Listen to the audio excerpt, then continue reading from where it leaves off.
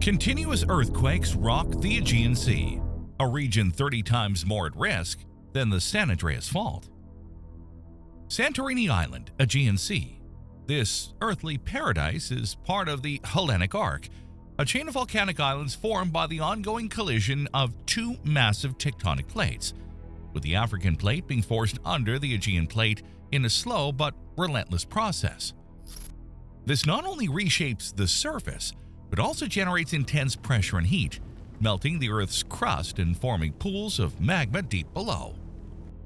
Over millions of years, this magma has risen, creating the volcanic islands we see today, including Santorini. The Hellenic Arc is one of the most seismically active zones in the world, plagued in the last 100 years by magnitude 7 earthquakes, and in the distant past by at least 2 quakes in 365 and 1303 that likely exceeded magnitude 8. Naturally, this makes the eastern Mediterranean a high tsunami risk area, but the region faces another danger. Thousands of years ago, this area witnessed one of the largest volcanic eruptions in human history, a catastrophic event that wiped out much of Santorini, leaving behind the massive caldera still evident today in the island's crescent shape. This wasn't an ordinary eruption. It was so powerful that ash from the explosion was found as far away as Greenland. Some researchers even linked the event to the fall of the Minoan civilization and the legend of Atlantis. In this spectacular video, as always brought to you by the Insane Curiosity channel, we'll talk about this eruption and relate it to what's happening in the Aegean right now, with thousands of seismic tremors, about 100 of which are magnitude 4 and 5, occurring without any clear sign of abating. What's going on in the Aegean? Is there really a chance the ancient volcano might awaken? Or is this just normal tectonic activity, still capable of unleashing destructive earthquakes? And is it true that the probability of a major catastrophe there is up to 30 times higher than along the San Andreas Fault? In the summer of 1613 BC, the Aegean Sea was a mosaic of bustling civilizations. Minoan ships sailed through turquoise waters laden with painted ceramics, saffron, and obsidian, while on the shores of Thera, now Santorini, the sophisticated city of Akrotiri flourished with frescoes of lilies and blue monkeys dancing on the palace walls. The inhabitants were unaware that beneath their feet, where 200 cubic kilometers or 48 cubic miles of molten magma simmered, an inexorable fate was unfolding. Thera wasn't an island, it was a bomb. In the years leading up to the eruption, small tremors shook the ground. For the Minoans, used to the whims of Poseidon, these were ordinary signs. They couldn't know that each tremor was a groan from the magma chamber, slowly expanding 7 kilometers or 4.3 miles deep. Modern analysis of layered pumice reveals that weeks before the cataclysm, phreatic explosions opened fissures in the volcano, releasing clouds of toxic steam. Nothing to worry about for a population that had learned to live with these signs for millennia, until that summer day arrived. The breeze that caressed Thera that morning smelled of salt and honeysuckle flowers. Women wove saffron-colored cloth on the terraces of the small city, laughing as the wind played with their veils. Children ran towards the beach, where the waves had deposited spiral shells, resembling small extinct volcanoes. No one noticed the tremor in the clay jugs, the slight quiver that had made the oil in the lamps dance for days. Nor could they have imagined that the heart of their island, a heart of pulsing magma 7 leagues under the seabed, was nearing its breaking point. Thera, the jewel of the Aegean, was about to explode. The first roar came when the sun was a golden sickle suspended between sea and sky. A primordial sound, as if the earth had torn from its depths to the horizon. Swallows scattered in a chaotic flock. Then, silence. A thick, sulfur-laden silence that weighed down the air. Men stopped unloading amphras at the dock, looking around. Then they saw the column rise, a black and white mushroom soaring straight towards the gods, twisting on itself like a cosmic serpent. The top reached the stratosphere in minutes, while the base, a whirlwind of ash and incandescent pumice, engulfed the island. The daylight turned amber, then greenish mauve, like a bruise in the sky. Akrotiri turned into chaos, filled with screams and bare feet pounding on lava stones. An old man, perhaps a priest, tried to calm the crowd by pointing to the temple of Aphrodite, but his voice was drowned out by the continuous rumble now shaking the island. The first pumice stones began to rain down, light, porous, like pulverized giant bones. They floated on the water, forming a white crust that trapped trimenes in the harbor. A young man, desperate, dove in to reach his boat, but the pumice filled his mouth, suffocating him like acidic snow. Mothers ran with children clutched to their chests, seeking refuge in multi-story houses. The very houses archaeologists would find intact millennia later, sealed treasure chests of frescoes and terror. As the city sank into premature twilight, the volcano entered its destructive phase. The magma chamber, emptying, caused the caldera to collapse. It was an event that modern seismologists compared to a gigantic air bubble imploding. 100 square kilometers or 38.6 square miles of land surface suddenly collapsed, swallowed by the abyss. The sea rushed into the open crater, and for a moment, a single, terrifying moment, everything seemed to stop. Then the water, coming into contact with the remaining magma, triggered a thermal reaction that unleashed hell. Phreatic explosions tore apart what was left of the island, while mountain-high tsunamis rose in an apocalyptic sequence. In Crete, 100 miles away, fishermen first saw the water's retreat. The shore extended for stadium lengths, exposing wriggling fish and forgotten wrecks. Then came the wave, a liquid wall 30 cubits, about 45 feet high, loaded with volcanic debris that gave it a gray-black tint. It overwhelmed coastal villages, shattered Minoan palaces, and sucked entire families into the vortex. At Amnisos, the main port of Knossos, a fresco depicting dancing dolphins was ripped away, leaving an imprint of absence on the wall.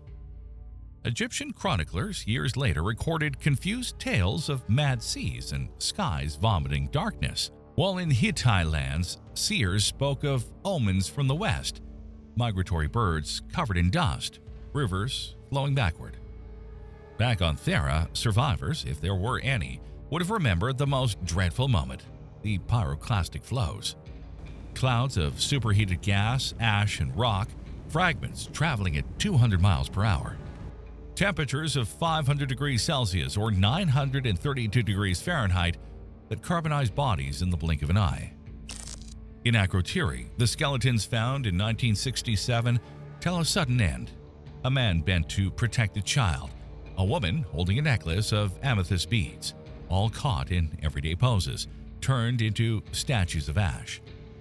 The city, buried under 60 meters or 196 feet of volcanic deposits, became a time capsule. The frescoes, the young prince with his lilies, the blue monkeys, survived intact, ghosts of color in a monochrome world.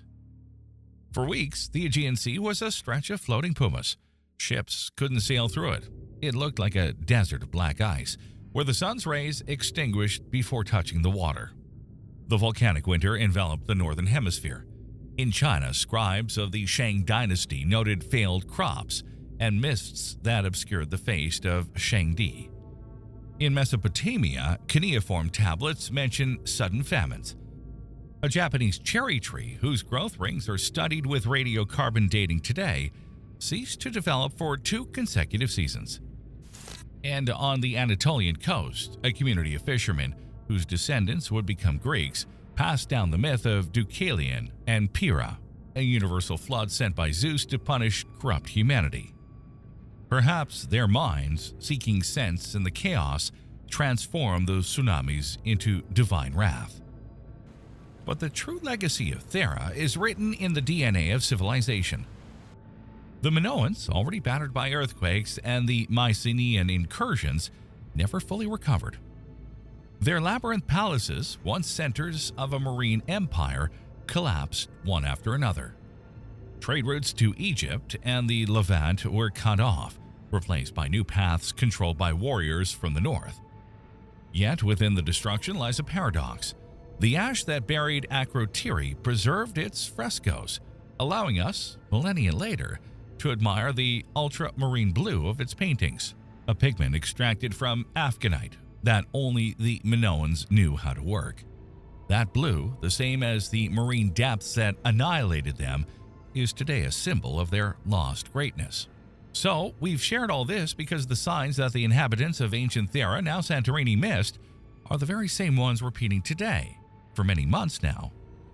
Today, tourists visiting Santorini photograph the fiery sunsets over the caldera, perhaps unaware that they're walking above a volcanic graveyard. Geologists monitor the microseisms along the Hellenic Arc, where the African plate slides beneath the Aegean plate at a rate of centimeters per century. And every time the ground trembles, like it has been recently, the shadows of Akrotiri seem to whisper a warning. Because Thera isn't dead, it's sleeping, and in its slumber, it dreams of regenerating. NASA satellites have measured ground swelling, 14 centimeters or 5.5 inches, since 2011, a sign that magma is rising, slowly, inexorably, just like before. But also like in even more ancient times. Volcanic activity on Santorini began a whopping 2 million years ago, causing countless eruptions, some extremely violent, like the one we just described. Volcanic activity in the Aegean Sea is ancient and characterized by both effusive and explosive eruptions. The first eruptions occurred on the seafloor corresponding to the current Akrotiri Peninsula in southern Santorini. Over time, materials emitted by the underwater Akrotiri volcano accumulated until about 700,000 years ago they emerged from the sea, creating an island. Recent studies have identified evidence of a massive underwater explosive eruption that occurred about 520,000 years ago. From this period onwards, volcanic activity shifted to the center of the current caldera, where around 350,000 years ago, the Thera Shield volcano developed, expanding and uniting various volcanic islands into a single island. After the 1613 BC eruption, volcanic activity led to the formation within the caldera of the islands Palea Kamini around 197 BC and Nea Kamini around 1707 AD. While outside the caldera, the submarine volcano Colombo formed, which erupted underwater in 1650, causing 70 fatalities and triggering a widespread tsunami. Significant eruptions include those of Palea Kamini in 46 BC and 726 AD, and those of Nea Kamini in 1570–73, 1707–11, 1866–70, 1925–28, 1938–41, and finally 1950. This last event lasted 22 days but was relatively mild, accompanied by the formation of a small, flat lava dome. The cumulative deposition of large quantities of materials during historical eruptions significantly increased the size of Nea Kamini. Today, Santorini is a crescent-shaped volcanic complex surrounding a large caldera, consisting of the islands Thera, Thracia, and Aspronosi. Scientists are particularly concerned about the shallow magma chamber beneath the caldera. Recent studies have shown that this chamber is expanding, which could indicate that the system is recharging for another eruption. And while it's impossible to predict exactly when or if this will happen, the potential consequences are significant. Hey guys, just a moment before we continue. Be sure to join the Insane Curiosity channel. Click on the bell, you'll help us to make products of even higher quality. Alright, let's get to the point. What's going on today in that area? That's what we're all curious about. Well, according to the University of Athens Seismology Lab, between January 26th and February 8th, 2025, they recorded over 12,800 earthquakes. Most of these quakes were below magnitude 5, but the increasing frequency and intensity are raising eyebrows among experts. The strongest quake so far, a magnitude 5.3, hit on Sunday night, February 9th, between Santorini and Amorgos. It was accompanied by several other quakes above magnitude 4. This seismic activity caused landslides in various parts of the island, prompting local authorities to secure high-risk areas and discourage tourists from venturing into dangerous spots. Scientists aren't ruling out the possibility of a larger seismic event. Professor Costa Papazachos from the University of Thessaloniki mentioned that the scientific community should be prepared for continued activity throughout February. Initially, there was hope for a gradual decrease in quake intensity, but the recent sequence suggests otherwise. Due to the ongoing seismic activity, Santorini remains under a state of emergency until at least March 3rd. Over 11,000 people have left the island, and schools on Santorini, Amargos, and other nearby islands are closed until February 14th. Disaster response teams from Patras have been deployed to Amargos with specialized rescue vehicles, while technicians are inspecting the island's electrical network for damage. The tourism sector is also feeling the impact. The Viking Star cruise ship, carrying 893 passengers and 470 crew members, diverted to the port of Souda in Crete to avoid overcrowding the Santorini cable car during the quake. This was the first cruise ship of the season for the island, but ongoing seismic uncertainties could affect tourist arrivals in the coming months. Locally, an eruption or major quake could devastate infrastructure, disrupt tourism, and force the evacuation of thousands of residents and visitors. Santorini attracts millions of tourists annually, many of whom gather near the caldera. In the event of an eruption, ash clouds could ground flights, tsunamis could hit coastal areas, and gas emissions could make the air unbreathable. Globally, a significant eruption could disrupt weather patterns as volcanic ash and gases enter the atmosphere and reflect sunlight. Beyond all this, the recent earthquakes have surprised not just seismologists, but everyone in the Aegean region. While Greece is one of Europe's most seismically active countries, this sequence is unusual due to the clusters of quakes not linked to a single major event. This makes it challenging to predict the phenomenon's evolution, though seismologists agree that the situation should be closely monitored in the coming weeks. In a climate of uncertainty, the hope is that things will return to normal soon. Experts, however, urge caution, reminding us that it's impossible to precisely predict the course of the seismic swarm. The Greek government is naturally trying to downplay the most frightening and unpredictable event, which is a volcanic eruption, and has repeatedly emphasized that these seismic events are not directly related to the volcano itself, but are instead exclusively linked to movements of active tectonic faults in the region. They say for now, there are no signs of an imminent eruption. We all wish that were true, but unfortunately the region around Santorini is a prime example of the potential interaction between different catastrophic events. We know that tectonic events, especially strong earthquakes, can destabilize nearby volcanic areas, potentially triggering eruptions, and magma movements, particularly eruptions, can in turn trigger earthquakes on nearby faults. Both earthquakes and eruptions can cause landslides, and if they occur in marine or coastal areas, tsunamis.